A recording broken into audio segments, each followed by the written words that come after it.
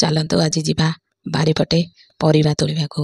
ଏଠି ଗୋଟେ ବୋଇତାଳୁ ତୋଳିଲି, ତାପରେ ଆଉ ଅଲଡ଼ି, ଜହ୍ନି, ଭେଣ୍ଡି ସବୁ ପରିବା ଅଛି। ମୁଁ ଗୋଟି ଗୋଟି କରି ତୁମକୁ ଦେଖାଉଛି ମୋ ବାରିରୁ କ'ଣ କ'ଣ ବାହାରୁଛି। ଭେଣ୍ଡି, ଜହ୍ନି, ଝୁଲଣ, କାକୁଡ଼ି ସବୁ ଫଳୁଛି।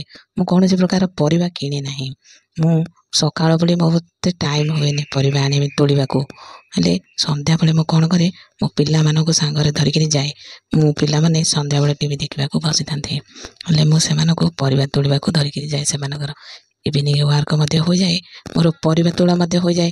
ଗୋଟିଏ ଗୁଳିରେ ଦୁଇଟା ଶିକାର କରେ। ମୁଁ ପିଲାମାନଙ୍କର ସମୟକୁ ସମୟ ଚାଲିଯାଏ, ମୋର ମଧ୍ୟ ଭିଡ଼ିଓଟିଏ ପାଇଁ ହୋଇଯାଏ।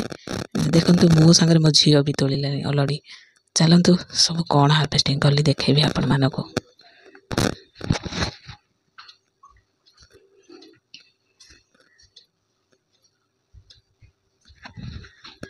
ଦେଖନ୍ତୁ ଗୋଟିଏ ବୋଇତାଳୁ କିଛି ଝୁଲଣ, ଅଲଡ଼ି, ଜହ୍ନି ଏତିକି ତୋଳିବା ମଧ୍ୟରେ ମୋର ସନ୍ଧ୍ୟା ହୋଇଯାଇଥିଲା।